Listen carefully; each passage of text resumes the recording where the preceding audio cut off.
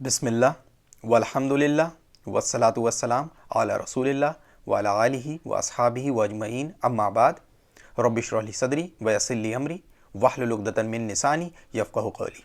अस्सलामु अलैकुम व रहमतुल्लाहि व बरकातुहू। अल्लाह सुब्हानहू व तआला की रहमत और बरकत आप सभी पर हो। इससे पहले की वीडियो में हम लोगों ने कुरान पाक के अंदर सूरह बकरा सूरह नंबर 2 आयत नंबर 179 तक कवर कर लिया था, वर्स 179 तक। आज हम लोग आगे की आयतों को कवर करेंगे। अब इसके बाद आयत नंबर 180 आती है सूरह बकरा की। अऊज़ु बिल्लाहि मिनश शैतानिर रजीम, बिस्मिल्लाहिर रहमानिर रहीम। कुतिबा अलैकुम इज़ा हज़रा अहदकुमुल मौतु इन तराका खैरल वसीयतु लिल वालिदैनि वल अक़रबीना बिल मारूफ़ी हक़्क़न अलल मुत्तक़ीन। इस आयत में अल्लाह ताला फरमाते हैं, तुम पर फर्ज किया गया है कि अगर तुम में से कोई अपने पीछे माल छोड़कर जाने वाला हो, जब उसकी मौत का वक्त करीब आ जाए, वो अपनी माँ बाप और गरीब रिश्तेदारों के हक में दस्तूर के अनुसार वसीयत करे। ये परहेजगार और नेक लोगों के जिम्मे एक लाजमी हक है। देखिए, इस आयत के अंदर वसीयत करने का हुक्म दिया गया है। अब इस आयत के अंदर जाने से पहले थोड़ा सा हम लोग बेसिक बातें समझ लेते हैं वसीयत के बारे में। देखिए, 3 बहुत अहम टॉपिक हैं जिनका जानना हमारे लिए बहुत ज़रूरी है। उनको जानने के बाद ही हम इन आयतों को और बेहतर तरीके से समझ पाएंगे। देखिए, इन 3 टॉपिक्स में से कौन कौन से टॉपिक आते हैं। सबसे पहला टॉपिक आता है लॉ ऑफ इनहेरिटेंस का, विरासत के कानून का। दूसरा जो टॉपिक है वो आता है वसीयत का, विल का। और तीसरा जो टॉपिक है वो आता है हिबा का, गिफ्ट का। हम इन तीनों के बीच के डिफरेंस को जानेंगे तो फिर हम समझ पाएंगे कि वसीयत किसे कहते हैं। देखिए, एक होता है लॉ ऑफ इनहेरिटेंस, विरासत में हिस्सा बंटने का कानून। यानी कोई इंसान अगर मर जाता है, उसके मरने के बाद उसकी संपत्ति जो प्रॉपर्टी होगी वो किस हिसाब से बटेगी, वो विरासत के कानून से गवर्न होती है। उसको बोलते हैं लॉ ऑफ इनहेरिटेंस। भाई, कोई भी इंसान है, अब हम ही इंसान हैं, हमने कुछ प्रॉपर्टी जमा करी रखी हुई है, हम एक बार की मर गए, एक्सीडेंट हो गया या किसी भी तरीके से मर गए। अब मेरी प्रॉपर्टी किस हिसाब से बटेगी, उसका डिस्ट्रीब्यूशन किस तरीके से होगा, किसको कितना हिस्सा मिलेगा, ये विरासत के कानून से गवर्न होता है, लॉ ऑफ इनहेरिटेंस से गवर्न होता है। इसको बोलते हैं लॉ ऑफ इनहेरिटेंस। जिसमें इंसान कभी भी मर जाए, उसकी प्रॉपर्टी किस हिसाब से बटेगी, लॉ ऑफ इनहेरिटेंस, विरासत के कानून से गवर्न होती है। अब ये जो विरासत का कानून है, यानी ये जो लॉ ऑफ इनहेरिटेंस है, इसको अल्लाह सुब्हानहू व तआला ने कुरान पाक के अंदर ऑलरेडी हमें बता दिया है। जब हम लोग आगे बढ़ेंगे, सूरह निसा में पहुंचेंगे, सूरह नंबर 4 चैप्टर 4 में, उसके अंदर हम लोग लॉ ऑफ इनहेरिटेंस के बारे में, विरासत के कानून के बारे में पढ़ेंगे कि एक इंसान के मरने के बाद उसकी प्रॉपर्टी में से जो हिस्सा बटेगा वो किस हिसाब से बटेगा और किसके पास कितना जाएगा। ये लॉ ऑफ इनहेरिटेंस के कानून से गवर्न होता है। इसको अल्लाह सुब्हानहू व तआला ने सूरह निसा के अंदर हमें बताया है। दूसरी चीज आती है वसीयत की। वसीयत के अंदर होता क्या है कि वसीयत के अंदर एक इंसान अपनी जिंदगी में यह बता दे कि वो अपनी प्रॉपर्टी में से कितना हिस्सा किसको देगा, अपनी प्रॉपर्टी में यह बता दे कि किसको कितना हिस्सा देगा। ये वसीयत जो है ये इफेक्ट में कब आती है, यानी ये वसीयत काम कब करती है, जो उस वसीयत को कर रहा है उसके मरने के बाद।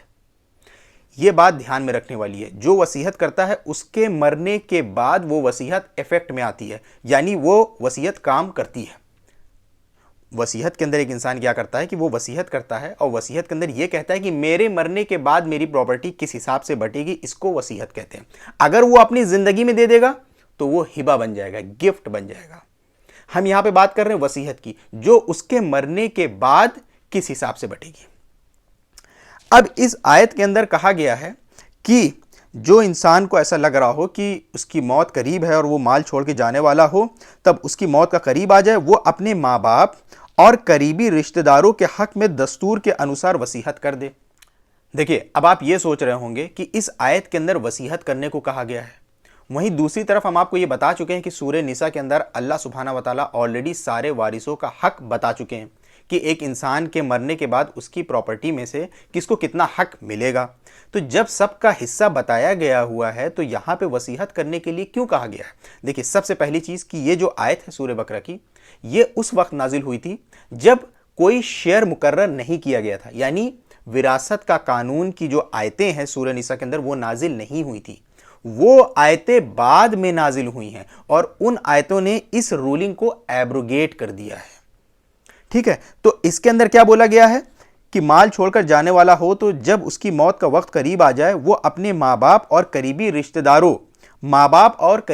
داروں کے بارے میں اس لیے کہا گیا ہے کیونکہ جو عرب ورلڈ میں پہلے جو چلن تھا وہ یہ تھا کہ جو بیٹے ہوتے تھے ساری پراپرٹی ان کو مل جاتی تھی، عورتوں کو کچھ نہیں ملتا تھا، ماں باپ کو کچھ نہیں ملتا تھا. تو اس لیے اس میں اسپیشلی کہا گیا ہے کہ ماں باپ اور قریبی رشتہ داروں کے حق میں دستور کے انوسار وصیت کرے. اب ماں باپ جو ہیں وہ وارث ہیں، مرنے والے کی پراپرٹی میں ماں باپ کا حصہ ہے، تو اس لیے وہ سورہ نساء کے اندر آیت بعد میں نازل ہو گئی تھی. جب وہ آیت نازل ہو گئی تو یہ آیت جو ہے ایبروگیٹ ہو گئی ہے. یہ پرہیزگار اور نیک لوگوں کے ذمے ایک لازمی حق ہے. اب یہاں پہ وصیت کے بارے میں جو کہا گیا ہے لیکن اس کا کچھ حد تک ابھی بھی استعمال ہے، وہ کیسے استعمال ہے؟ دیکھیں، اس میں فرض کہا گیا ہے وصیت کرنے کے لیے، لیکن اب یہ فرض نہیں ہے، یعنی اب ایک مسلم کے لیے وصیت کرنا فرض نہیں ہے، اب یہ آپشنل ہے. ہاں اس جگہ پہ یہ ضروری ہو جائے گی جس جگہ پہ جیسے مان لیجئے کہ ہمارے اوپر کچھ ادھار باقی ہے، کسی نے ہمیں کوئی چیز ٹرسٹ پہ دی ہوئی ہے، اب لوگوں کو نہیں پتا ہے کہ ہم کسی سے کتنا ادھار لیے ہوئے ہیں، میرے پاس کیا چیز ٹرسٹ پہ ہے، تو ہم اس کے لیے وصیت کر سکتے ہیں. اور اس کے ساتھ ساتھ آج بھی ایک مسلمان اپنی پراپرٹی کا 1/3 حصہ وصیت میں دے سکتا ہے، یعنی 1/3 پراپرٹی کو وصیت میں دے سکتا ہے. لیکن اس کے بھی کچھ شرائط ہیں. کیا شرائط ہیں؟ پہلی چیز کہ جو آپ کے وارث ہیں، جو لیگل ایئرز ہیں، جو ایک انسان کے مرنے کے بعد جن کا حصہ اللہ تعالیٰ نے آلریڈی بتایا ہوا ہے، ان کے فیور میں آپ وصیت نہیں کر سکتے ہیں جب تک دوسرے وارث جو ہیں اپنی سہمتی نہ دیں، اپنی کنسنٹ نہ دیں. ہاں آپ کسی اسٹرینجر کو کر سکتے ہو، کسی باہری انسان کو، اسٹرینجر کو جو شیئرر نہیں ہے، جو وارث نہیں ہے، آپ اس کو کر سکتے ہو، لیکن اس کو 1/3 1/3 اپ ٹو 1/3 جو ہے آپ وصیت کر سکتے ہو. جہاں 1/3 سے زیادہ ہوئی تو پھر جو وارث ہیں، جو لیگل ایئرز ہیں، ان کی کنسنٹ کی ضرورت پڑے گی. اب اس کے بعد آیت نمبر 181 آتی ہے سورہ بقرہ کی. فَمَن بَدَّلَهُ بَعْدَمَا سَمِعَهُ فَإِنَّمَا إِثْمُهُ عَلَى الَّذِينَ يُبَدِّلُونَهُ إِنَّ اللَّهَ سَمِيعٌ عَلِيمٌ. پھر جو شخص اس وصیت کو سننے کے بعد اس میں کوئی تبدیلی کرے گا، یعنی جو لوگوں نے مرنے والے کے منہ سے جو وصیت سنی ہے اس کو سننے کے بعد اس میں کوئی تبدیلی کرے گا تو اس کا گناہ ان لوگوں پر ہوگا جو اس میں تبدیلی کریں گے. یقین رکھو کہ اللہ سب کچھ سنتا جانتا ہے. اب اس کے بعد آیت نمبر 182 آتی ہے سورہ بقرہ کی.